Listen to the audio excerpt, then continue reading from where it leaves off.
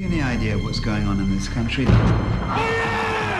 They're not even bothering to dig graves anymore. They're simply feeding them to the crocodiles.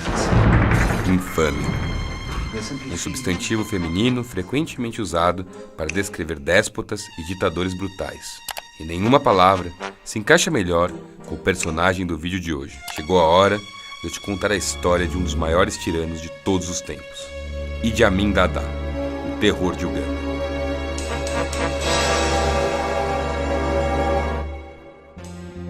Idi Amin, ugandês de carreira militar, nasceu em Koboko em 1925. Seu pai era um Kawaka, uma tribo pertencente ao nordeste de Uganda. Nem preciso enfatizar que é uma região muito pobre do planeta, de colonização britânica. Um local que vivia sob constante opressão ocidental misturada com um grande fluxo de ideias orientais. Isso quer dizer que uma das características marcantes de Uganda, à época, era o choque entre o islamismo e o cristianismo, tensionado por questões locais. Andrés Nyaribi, o pai de Idi Amin, nascera católico e se converteu para o islamismo, isso antes de sumir de sua vida. Por essa razão, o menino acabou sendo criado no noroeste da Uganda em um berço islâmico.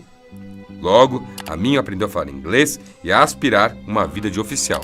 Ali pelo final da década de 40, o jovem entrou no exército colonial britânico como cozinheiro, mas se dedicou inicialmente ao boxe. Se estivesse focado na sua carreira de pugilista, talvez tivesse sido um bom atleta. Afinal, foi multicampeão em vários torneios pela África.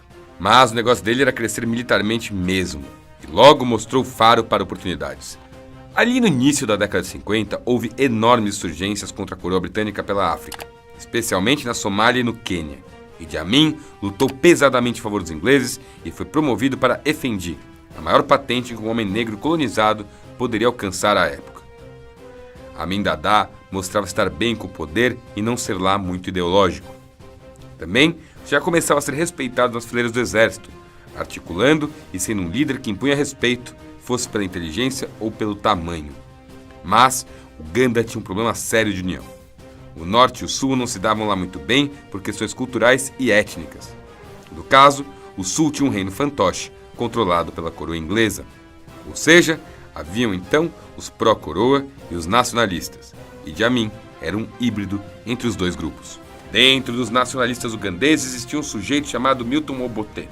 Obote subia na importância política e Idi Amin na militar. Muito bem, no início da década de 60, Idi Amin já era um tenente.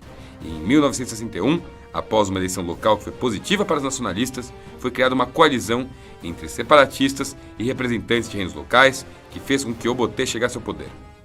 Em 1962, com uma forte agitação social em Uganda, Obote negocia de forma positiva a independência do país, ao mesmo tempo que Idi Amin seguia crescendo no novo exército local. A questão é que, mesmo havendo muita pobreza, Uganda tinha outra coisa em abundância: o ouro. E isso unia ele e Obote. E o tráfico de ouro dos dois acabou sendo tema de debate no parlamento. Amin, que já era o homem mais poderoso das Forças Armadas de Uganda, estava junto com o presidente, ganhando muito dinheiro com ouro. Mas foi aí que começou uma série de golpes. Obote golpeia o parlamento com apoio irrestrito de Amin. Em seguida, leva um golpe do próprio partido no final da década de 60. E isso deixa o país mais caótico ainda. E acreditem, a bagunça era tanto que o mesmo consegue permanecer no poder. Até que Amin, já abrigado com Obote, viu uma oportunidade. Com o apoio total das forças locais, Amin deu golpe de Estado como se fosse um rolo compressor em 1971. E aí começou a tal infâmia. Ele se autoproclamou presidente vitalício de Uganda. Já Obote fugiu para a Tanzânia. Uganda virou um estado militar em que os direitos civis estavam totalmente suspensos e apoiadores de Obote eram brutalmente perseguidos. Logo no começo, Idi mudou bruscamente seu pensamento ideológico. Deixou de ser um pró-ocidente para se aliar a figuras locais como Muammar Gaddafi e receber munições da União Soviética. E a barbárie rolou solta. Militares oposicionistas, grupos étnicos rivais, políticos do período pós-independência e milhares de pessoas foram sumariamente perseguidas e executadas. Estima-se que durante os 8 anos da ditadura de Amin, cerca de 300 mil pessoas foram executadas. Nem membros de sua família escaparam disso. Kai Amin, uma de suas esposas do casamento islâmico, foi esquartejada após tentar um aborto. Rumores dizem que ela tinha um amante. You have been known to devour your enemies. Eat my enemies. I chicken. Outro ponto da infâmia de Amin foi uma carta que escrevera para a rainha Elizabeth II, em que disse que se o monarca quisesse conhecer um homem de verdade, deveria visitá-lo em Uganda. O episódio foi determinante para o rompimento de relação com os britânicos. Em resposta, Amin se autoproclamou rei da Escócia. Por isso, o excelente filme que conta sua história chama-se O Último Rei da Escócia.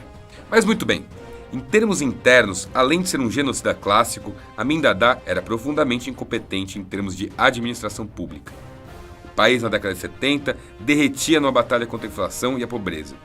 E ao invés de achar soluções positivas, ali por 72, 73, ele respondeu à crise com o que mais conhecia, a violência. Decidiu expulsar e perseguir os asiáticos do país, com atenção especial para os indianos, que, durante o período colonial, tinham sido usados via coroa como força de trabalho, mais uma convivência forçada pelo colonialismo inglês. Só que, eventualmente, esses indianos criaram raízes no local. Em certa altura, muitos dos expulsos nem indianos eram mais, eram ugandeses como antepassados indianos. Esses hindu-ugandeses eram pequenos comerciantes e as poucas grandes empresas do local eram de origem asiática. Portanto, as grandes e pequenas empresas fugiram de lá. E veja só, os asiáticos respondiam por nada menos do que 90% dos impostos que Amin recebia. Ou seja, em pouquíssimo tempo, o ditador fez com que a atividade econômica sumisse de Uganda. Lá virou apenas um playground do último rei da Escócia. Óbvio que essa foi uma decisão completamente estúpida. Eventualmente, Amin percebeu que era uma besta e pediu para os asiáticos voltarem para o seu país. Mas não deu certo. O estrago já estava feito. Também vale destacar outro episódio marcante no governo de Amin, que foi a Operação Entebbe. Revolucionários palestinos, ou terroristas, a depender aí da sua leitura, sequestraram um avião da Air France na Alemanha no dia 4 de julho de 1976. Eles desceram com a aeronave no aeroporto internacional de Entebbe, o principal de Uganda. Ela estava cheia de israelenses e o resultado foi uma operação de resgate por parte das forças de Israel, matando bastante soldados do governo de Uganda, além de palestinos. O que havia de credibilidade em Amin morrera ali. Outra nuance do dia a dia de Uganda era sua relação com a vizinha Tanzânia. O governo da Tanzânia havia recebido Obote como refugiado e, segundo Amin, estava apoiando rebeldes ugandeses. E então, ele com seu açougue toma mais uma decisão duvidosa. Invade a Tanzânia sob o argumento de que uma região do país pertencia a Uganda. E assim, começou uma guerra em 1979. Um conflito muito estranho, com dois países sem condição de guerra. Quem não teve que invadir um território, perdeu. Nesse caso, a Uganda. E o lado vencedor colocou quem no poder do país? Milton Obote. Amin teve que fugir para a Líbia, mas Gaddafi não quis saber do mesmo, visto que seu antigo aliado era radioativo politicamente e o expulsou da Líbia. Em seguida, Amin encontrou refúgio na Arábia Saudita. O exilado até tentou organizar insurgências, mas não conseguiu. Entretanto, a ascensão de Obote não foi pacífica. Pelo contrário, fez com que Uganda mergulhasse numa guerra civil em 1980. Uganda virou uma referência em guerra civil. Foram várias até os dias de hoje. E o infame déspota, onde foi parar? Bom, Amin morreu em 2003, vivendo uma vida supostamente religiosa na região de Meca. Sua morte foi comemorada por muitos e lamentada por quase ninguém. E, bom, é isso aí, galera. Eu espero que vocês tenham gostado desse conteúdo. Se você gostou, deixa um like, compartilha, manda para as pessoas. Se ficou alguma dúvida, comenta aqui embaixo. Quem sabe a gente não responde. E se você gosta do canal, se você gosta do conteúdo que eu faço aqui, considere se inscrever e ativar o sininho para receber todas as notificações. E acima de tudo, muito obrigado por nos assistir. Gigantesco abraço e tchau, tchau!